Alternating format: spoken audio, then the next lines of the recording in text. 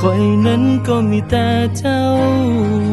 ที่คอยอยู่เคียงข้างกัน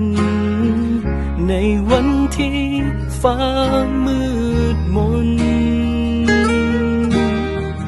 ในวันที่คอยสับสนเจ้าคือคนที่มาเฮ็ดให้ความวุ่นวายนั้น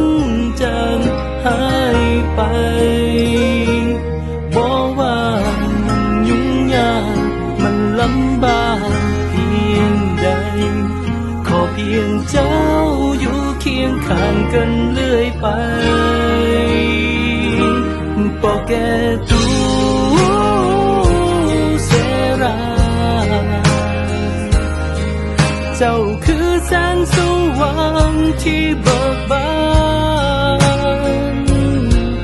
พอเจ้าคือความหักที่แท้ที่ให้คอยและคอยก็มีอโมเดเบอร์ดา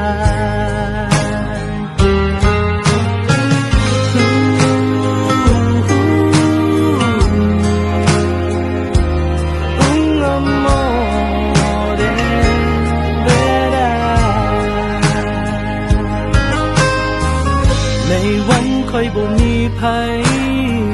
เจ้าคือคนที่ใส่ใจฉันน้อยมาโซโรในวันที่พายุฝน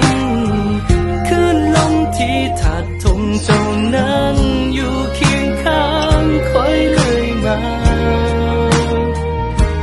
เพราะว่าคอยรู้ว่าเจ้านั้นคือหักที่แท้จริงและเจ้าก็คือทุกสิ่งที่ตามหา